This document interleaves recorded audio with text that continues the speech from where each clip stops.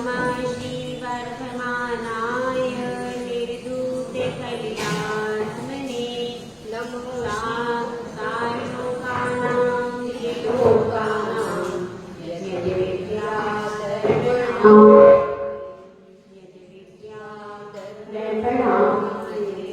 पंचपरमेश्वरी भगवान की जय। एक राष्ट्रीय शांतिनाथ भगवान की जय। परम पूज्य महाराज की जय। श्री महावीर महाराज की जय। श्री विमल सागर महाराज की जय। श्री तपस्वी सम्राट समिति सागर महाराज की जय। श्री सुंदर सागर महाराज की जय। अहिंसा नैवेश्वर धर्म की जय। निर्वाणी माता की जय जी की जय की जय। सफलता कई बार असफलता के सोपानों पर चढ़कर उसके बाद सफलता मिलती है। एक भी सफल व्यक्ति ऐसा नहीं हुआ जिसको असफलता का सामना न करना पड़ा।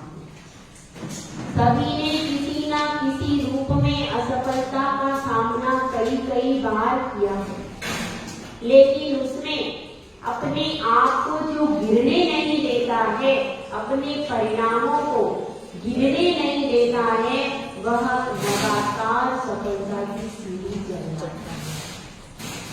और जो असफलता के आने पर अपने मन को गिरा देता है, अपने परिणामों को गिरा देता है, वह फिर सफलता पर अग्रसर नहीं हो सकता। ऐसे बहुत सारे साधक हुए हैं और हमारे 24 तीर्थंकरों का जीवन चरित्र भी हमारे सामने। उनके सामने भी परिस्थितियां इतनी आई कि कई बार वे सफल नहीं हो पाए, लेकिन उन्होंने अपना लक्ष्य परिवर्तित नहीं किया, अपने मन को हारने नहीं दिया। तो उस मन के जीतने से वह आज मोक्ष की चीज को प्राप्त कर।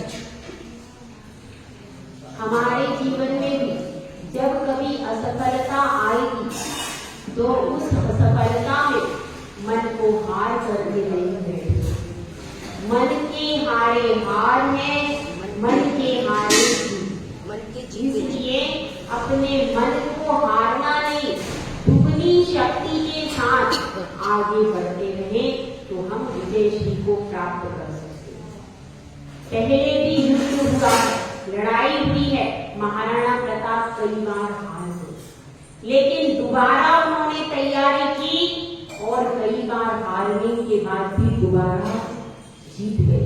पूरी जिंदगी उस महाराणा प्रताप की जंगलों में बीत गई, लेकिन फिर भी उन्होंने हिम्मत नहीं हारी। जंगल में जाकर भी घास की रोटी उनके बच्चों ने खाई, कुछ भी नहीं था, इसके बाद भी हिम्मत नहीं हारी तो दोबारा विजय की प्राप्ति करें। इसी प्रकार से हर व्यक्ति की जीवन में कई सारे प्रसंग ऐसे आते हैं जिनमें उसके हारने के फुल चांसेस दिखते हैं, लेकिन अगर वह उस समय पर अपने मन को संभाल लेता है और कुछ समय बाद जब उसका पुण्य का उदय आता है तो दोबारा मेहनत करके आगे बढ़ता है तो सफलता उसके चरणों का दर्शाई करती है। हमारी बात चल रही है एक सच्चे सम्यक दृष्टि जीव की।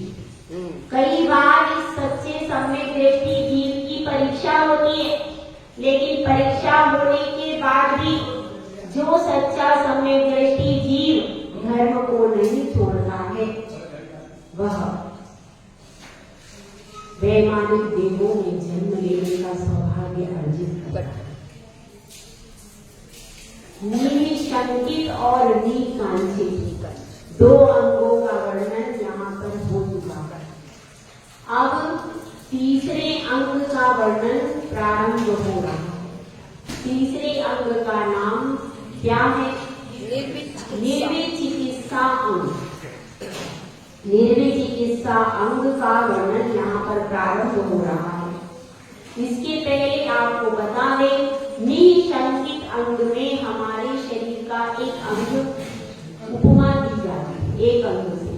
निशंकित अंग में किस अंग की उपमा दी जाती है? दाएं पैर।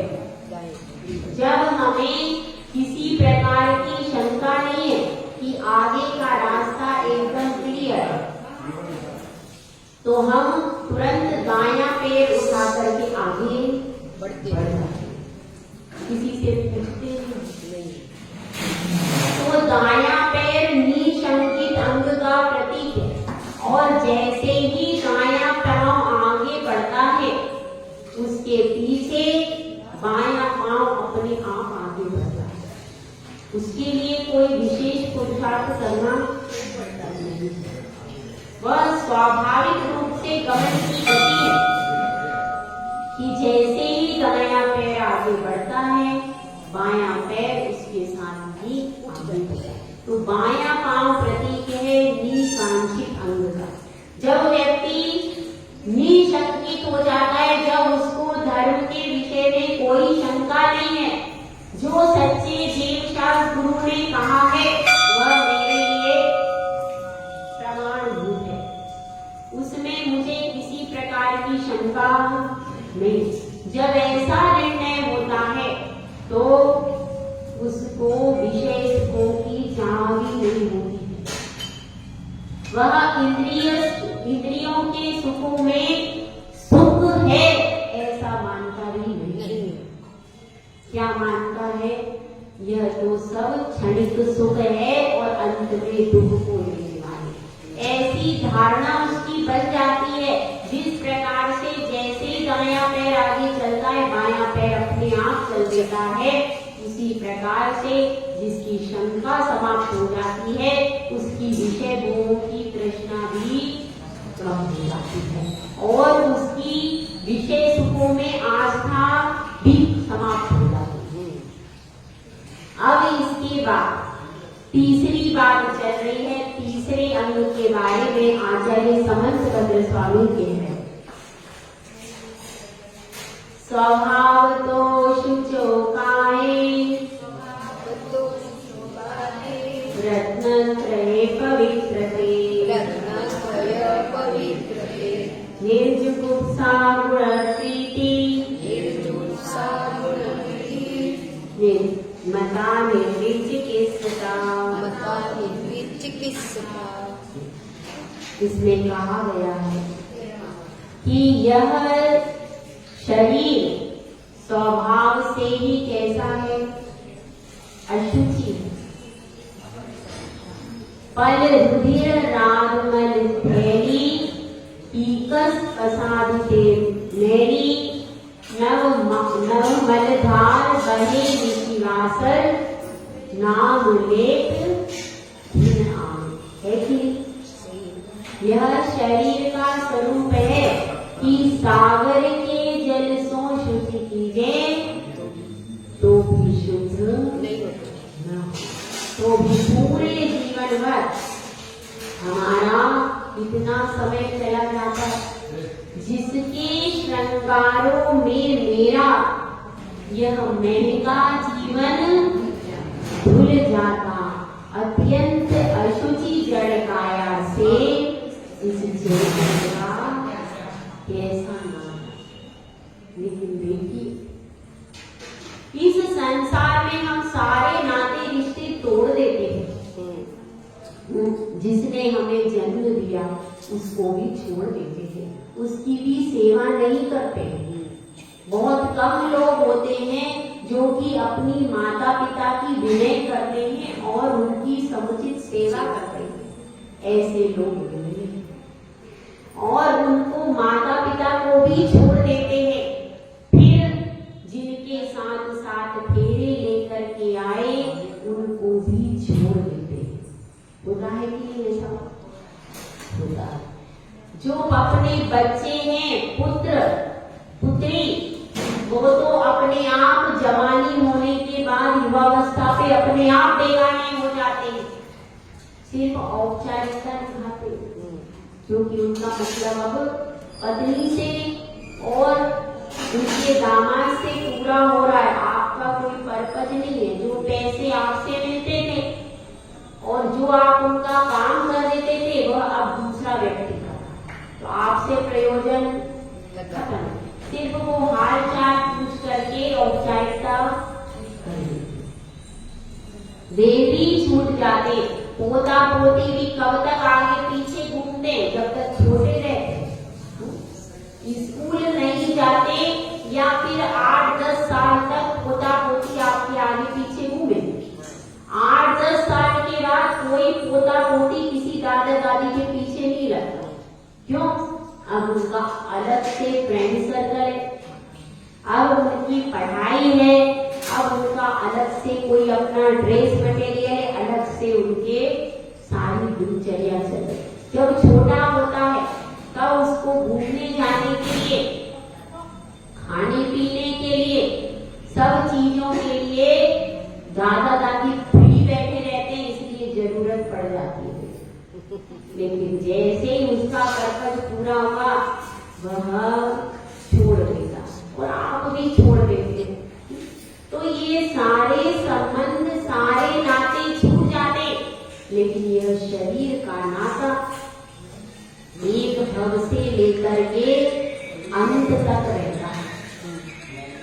पूरे एक भव में शुरू होता है और भव के अंत तक इस शरीर से नाता बराबर बना रहता है, नाता टूटता नहीं।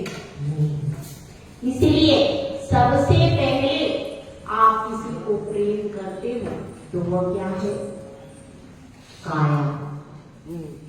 कहते काया तेरी दुख की ढेरी। यह दुख की ढेरी है, फिर भी एक व्यक्ति यह झूठ बोलता है कि वह किसी अन्य से प्रेम करता है। सबसे ज्यादा अगर किसी को प्रेम होता है तो किससे होता है? काया से। इस शरीर से सबसे ज्यादा प्रेम होता है और शरीर के अलावा और किसी से प्रेम नहीं होता। लेकिन फिर भी शरीर से प्रेम होने के लिए क्या चाहिए आपको? इससे श्रृंगार करना पड़ेगा, इसको संभाल करनी पड़ेगी। यदि थोड़ा सा भी आपने शरीर को इग्नोर कर दिया, माता पिता को इग्नोर कर दोगे चल जाएगा, कोई बात नहीं। वो तो समझते हैं कि भाई अब इसका प्रयोजन पूरा हो गया, और अपने परिवार में अपने बच्चों को इग्नोर कर दोगे वो भी चल जाए। लेकिन अगर आपने शरीर को इग्नोर किया, और 99% महिलाएं 40 साल तक शरीर को इग्नोर करती हैं, पुरुष नहीं करते। आपको पता है 40 साल तक शरीर को इग्नोर करती हैं और किस तरफ ध्यान रहता है उनका? अपने बच्चों और पति, क्योंकि वो भावुक होते हैं। लेकिन पुरुष ऐसा नहीं करता, वह सबसे पहले अपने शरीर को महत्व देता। और आप जब 40 साल की हो जाती है तब आपको होश आता है कि मेरा शरीर कहाँ है, पर उसके बाद तक सब कुछ खत्म हो चुका होता है। सही है कि गलत है? सही। तो अपने शरीर की तरफ आप ध्यान नहीं देते, काम में लगे हैं तो खड़े हैं तो खड़े हैं, काम कर रहे तो कर रहे। अपने शरीर को इग्नोर नहीं कीजिए, मेरा कहने का मतलब है। यह शरीर धर्म का साधन है, इस शरीर को भी संभाल के रखना है, सजा के नहीं रखना है। संभाल के रखना है, सजा कर नहीं रखना। सिर्फ आपको संभालना है तो ये अपने आप चमकीला हो जाएगा, और आप सजाओगे उतना बदसूरत होता चला जाएगा। जितना इसको बाहर के उपकरणों से सजाओगे उतने केमिकल से और ज्यादा हो जाए। इसलिए लेकिन इसको संभालना भी जरूरी है। यदि आपने संभाला नहीं और अंधे होकर के काम करते रहे तो यह शरीर स्वाहा हो जाएगा। और आप जब सोचोगे कि हमें धर्म करना है तो यह न धर्म का रहेगा न कर्म का रहेगा, दोनों तरफ से शरीर खराब हो जाएगा। फिर आप बाहर से कितनी ही लीपापोती करने की कोशिश करें, पर जब अंदर से मशीन के पुर्जे खराब हो गए तो बाहर से आप कितना ही उसको लीपापोती करके डालो, उसका कोई फर्क पड़ने वाला नहीं। यह शरीर धर्म का साधन है। इसका उपयोग आपको चारों पुरुषार्थों का सेवन करने के लिए करना है, क्योंकि देखिए यह आत्मा अकेली नहीं है। इस आत्मा के साथ यह शरीर लगा हुआ है कि इसलिए अगर आपकी आत्मा के द्वारा आपको धर्म करना है तो इस शरीर को भी साथ में रहे ऐसा इसको संभालना पड़ेगा। यदि आपने जो कोई समुचित रीति से इसे संभालते रहते तो वह लंबे समय तक धर्म करने के योग्य बने रहते।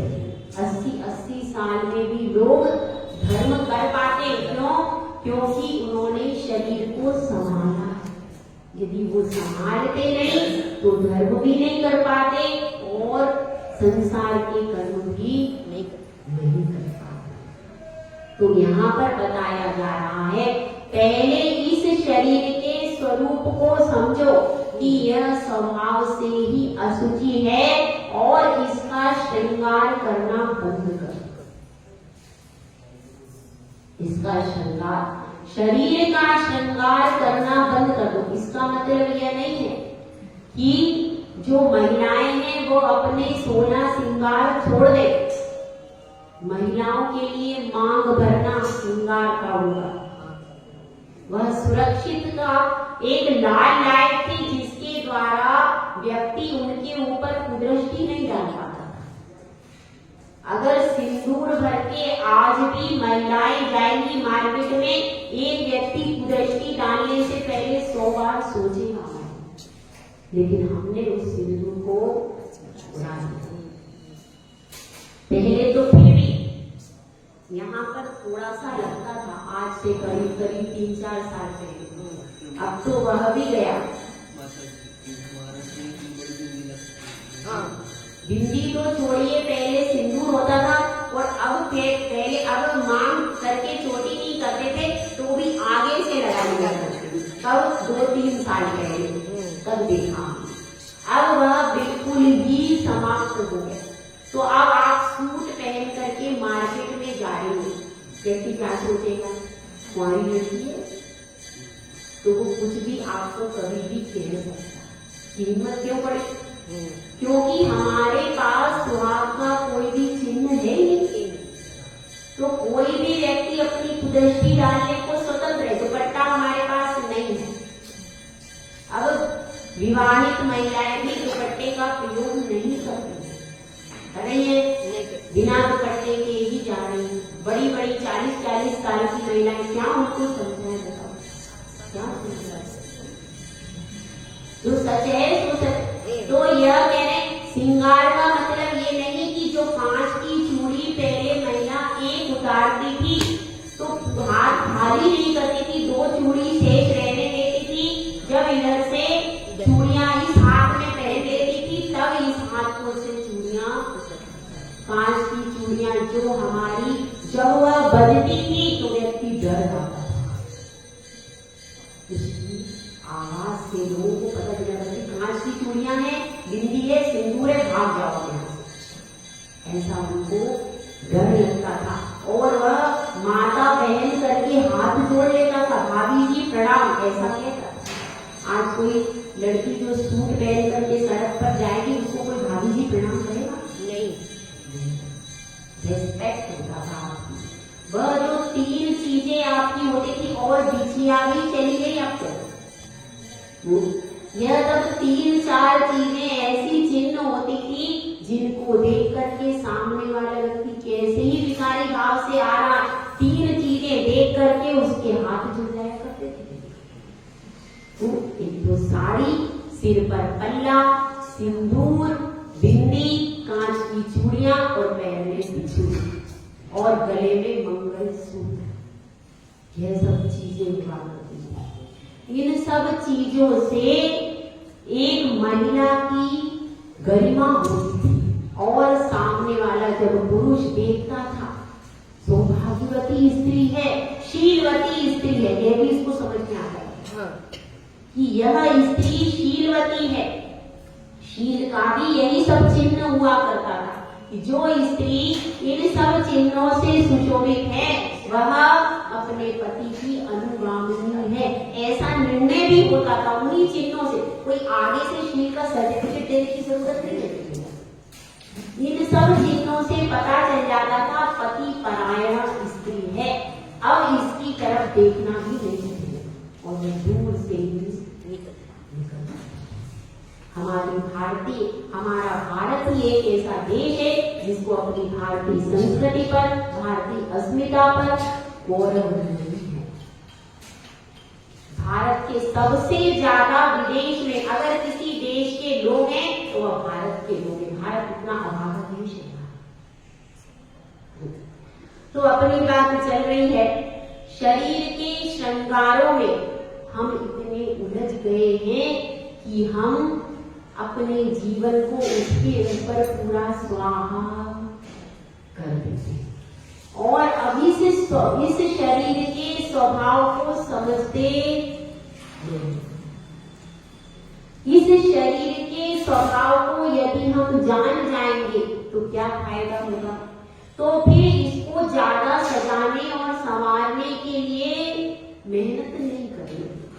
आज 99% महिलाएं ब्यूटी पार्लर में जाकर के आईब्रो सेट कराती हैं, पहले की नहीं कराती। क्या वो सुंदर नहीं लगती? फिर भी आज ये ब्यूटी पार्लर बिना गई कोई महिला हो तो बता दो, कोई एक भी महिला नहीं। और उसको करवाने से हमारी नेत्र ज्योति प्रति समय मंद पड़ती जा रही, लेकिन फिर भी हमको सुंदर दिखना, हमारी आंखों से भले ही ना दिखे वो चल जाएगा, लेकिन दूसरे हमको सुंदर देखना चाहिए। कितनी अंधी मानसिकता थोड़ा ज्यादा बोल दिया मैंने, थोड़ा बाहर।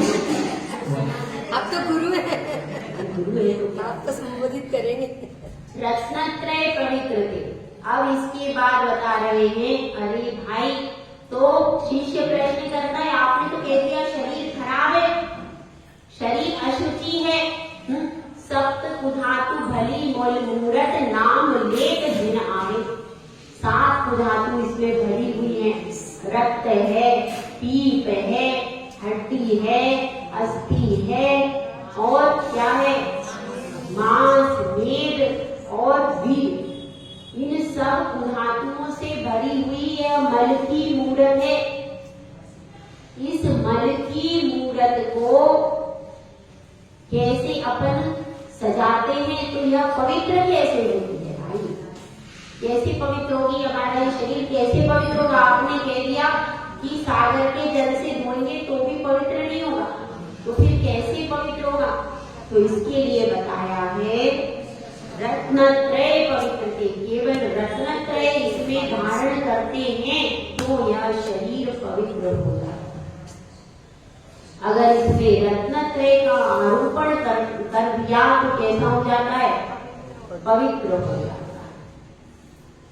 और फिर कह रहे निर्जुगुप्सा गुणप्रीति। निर्जुगुप्सा का अर्थ क्या है? ग्लानि नहीं करना। ग्लानि नहीं करना, ग्लानि यदि आप करोगे तो किससे ग्लानि नहीं करना? जो रत्नत्रय के धारी हैं, उनका शरीर मलिन हो गया, उनको कोई व्याधि उत्पन्न हो गई, नाक बह रही है, पसीना बह रहा, तो उनके शरीर को देख करके ग्लानि मत करना। यह कौन सा गुण है? निर्चिकित्सा। उनके रत्नत्रय धारियों के लिए है केवल, रत्नत्रयधारी जो हैं उनके लिए ग्लानि नहीं करना, लेकिन रत्नत्रय में सम्यक दर्शन भी आता है कि हाँ। तो जो सम्यक दृष्टि जीव भी है, तो आपके साधर्मी भाई जो है वो सम्यक दृष्टि है कि नहीं? वो सम्यक दृष्टि जीवों में भी ग्लानि नहीं करना। कई बार हमारे घर के पास में कोई हमारा सम्यक दृष्टि जीव है, जैन समाज का है, लेकिन किसी कारण से उसके पास धन अब नहीं है, अब उसके पास इतनी अच्छी साड़ियां नहीं है, तो अपन क्या सोचेंगे? उसको देख करके मुंह बना देंगे, मुझसे भाई अब इसके पास पैसा नहीं, ऐसा नहीं। वह सम्यक दृष्टि जीव है, किसी कारण से उसके पास अच्छे अच्छे कपड़े नहीं, पुराने कपड़े हैं, तो वह पुराने कपड़े पहन करके आता है तो हम साइड से बच के निकल जाते हैं, तो हमारी अलग हैसियत है, वो गरीब है, ऐसा सोच करके ऐसा नहीं सोचना। अपने परिणामों का तीसरा क्या है? अपने परिणामों में ग्लानि नहीं करना। ये आया है समय सार में, समय सार में आया है 8 अंग का वर्णन, बहुत अच्छा। निश्चय में शुद्ध निश्चय में, शुद्ध निश्चय में से समय सार में वर्णन आया है, वहां पर घटित किया गया है इन सबको आत्मा के ऊपर। तो निर्विचिकित्सांग ने क्या बताया है कि अपनी आत्मा में जो ग्लानि रूप परिणाम हो रहे, आत्मा के प्रति हो रहे, कि मेरी आत्मा कैसी है, मेरी आत्मा तो मलिन है, ऐसे परिणाम हो जाते। आप अपने अंदर में कितने गलत गलत परिणाम बनाते हो, तो उन परिणामों के प्रति ग्लानि करना, ऐसे परिणाम नहीं बना, जिनके कारण हमारे परिणामों में अशुद्धि आ जाए, परिणामों में अच्छे परिणाम, अशुभ परिणामों में ग्लानि करना, आत्मा के अशुभ परिणामों में ग्लानि करना। लेकिन शुभ परिणाम यदि बन जाए, पूजा करते करते, दान देते देते, कोई हमारे मन में कोई परिणाम ऐसा अशुभ आ गया भगवान के प्रति, और अपने स्वयं की आत्मा के प्रति यदि परिणाम हमारा कैसा आ गया, शुभ बना, लेकिन शुभ परिणामों से ही हम ग्लानि कर रहे हैं, तो वह ग्लानि भी शुभ परिणामों से कभी भी ग्लानि, अशुभ परिणामों से ग्लानि करना। लेकिन शुभ परिणामों में भी कभी कभी लगता है कि शुभ परिणाम करते करते भी हमको ग्लानि के संस्कार बन जाते, तो वह नहीं करना। आत्मा में हमेशा शुभ और शुद्ध परिणाम, यह सब क्या है? निर्विचिकित्सा निश्चय। अब इसमें कह रहे हैं हमें प्रीति करना है, तो किससे करना है? गुण प्रीति, गुणों से प्रीति करना है। गुणों में प्रीति करेंगे तो जो व्यक्ति शरीर में प्रीति नहीं करता, किसमें प्रीति कर रहा है? गुणों में प्रीति कर रहा है शरीर की, लेकिन रत्नत्रय के धारी व्यक्ति है तो उनकी शरीर की सेवा करेगा, लेकिन क्यों कर रहा है? इनमें रत्नत्रय रूपी गुण है, इसीलिए उसकी प्रीति किसके प्रति है? रत्नत्रय के प्रति प्रीति करना, शरीर के प्रति प्रीति क्यों? किसी साधु के शरीर को भी देख करके यदि उसका शरीर बहुत सुंदर है और आप उसको देख करके प्रेम कर रहे हो, तो अभी आप सच्चे धर्मात्मा नहीं। किसी साधु का शरीर अच्छा है और हम उस शरीर के राग के कारण अगर हम उससे जुड़ गए, तो अभी आपका कदम मोक्ष मार्ग पर नहीं है, यह तो राग का मार्ग। इसीलिए कह रहे हैं कि भैया गुणों में प्रीति करो, गुण की तरफ हमारा उपयोग, तो उनमें जो गुण है उस गुण को पाने के लिए पुरुषार्थ होना चाहिए। गुण प्रीति मता, इसको क्या कहा गया है? इसको निर्विचिकित्सा गुण। इसमें एक कहानी आती है। राजा उदगायन। राजा उदगायन बहुत ज्यादा कैसा था? सेवा भावी था। रत्नत्रय के भाइयों की बहुत सेवा करता था। तो एक बार सौधर्मेंद्र की सभा में क्या हो रहा था? वहां पर हर समय धर्म ध्यान ही होता है, क्या कोई काम धंधा तो उनको है ही नहीं। क्या काम धंधा बताइए? कोई काम नहीं है उनको, कोई कमाने नहीं जाना, कोई रोटी बनाना नहीं। प्रति समय सभा में वो लोग धर्म की चर्चा करते रहते। तो सौधर्मेंद्र की सभा लगी हुई थी, वहां पर चर्चा चल रही थी, क्योंकि अवधि ज्ञान से वो लोग मध्य लोक का सब कुछ जान लेते, इसीलिए वहां पर चर्चा चल रही थी कि उदगायन राजा जो है निर्विच चिकित्सा अंग का पालन करने वाला।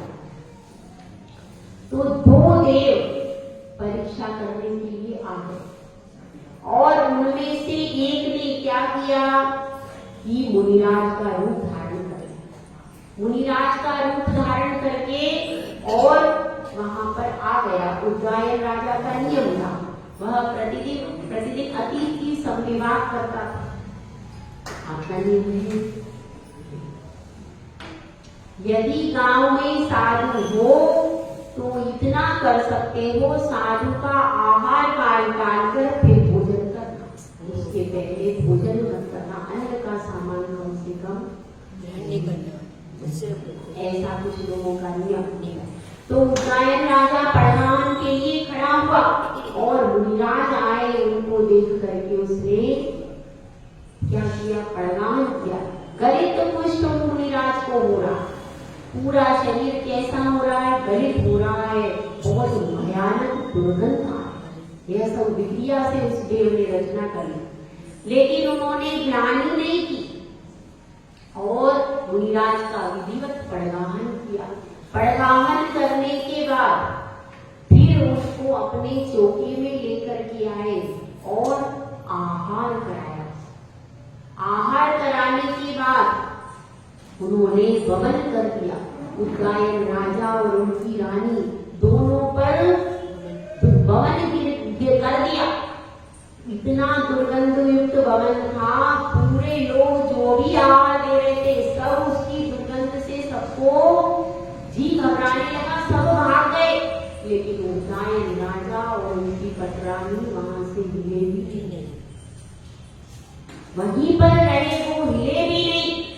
और मुनिराज और यह कहने लगे हमने आहार में कुछ गलत वस्तु दे दी, इसीलिए मुनिराज को बमन हो गया और अपने परिणामों की ग्लानि कर गए। इसको कहते हैं निर्विच चिकित्सा। अगर थोड़ा सा आप चौके में गए और महाराज ने कोई वस्तु नहीं ली, आप वहीं भाषण शुरू कर दो। ऐसा क्यों कर लिया? मुझसे तो आपने सेब लिया, मैं बना के लाई तो मुझसे क्यों नहीं लिया? वहीं पर इतना सबर भी नहीं कि मुनिराज का महाराज का आहार तो हो जाए, उसके बाद नहीं, वहीं पर तुरंत इशारा करके तो आप बता सकते हो। ऐसी डिमांड है कि तुरंत उत्तर चाहिए, वहीं पर वही। अगर कोई चीज किसी से ले ली तो फिर मेरी चीज क्यों नहीं चाहिए? तुरंत हमारे। और अगर आपसे आज नहीं लिया तो दूसरे दिन बाई चांस वो चीज चौके में नहीं थी, दूसरे दिन आप लेके नहीं आओगे। क्यों? हम एक दिन आहार देने गए थे और माता जी ने लिया नहीं, तो अब हम कभी भी सामान लेके नहीं जाएंगे, माता जी लेती ही नहीं। ऐसा होता है कि तुरंत अपने परिणाम खराब हो जाए। अगर ऐसा हो जाए कि हमें आहार देने का अवसर नहीं मिल पाए किसी कारण से, हम दूसरी जगह चले रहे और हमारे को अवसर नहीं मिल पाया, बैठ नहीं पाए, आहार नहीं दे पाए, और जो चीज हम देना चाहते थे वो चीज हमसे नहीं मिली।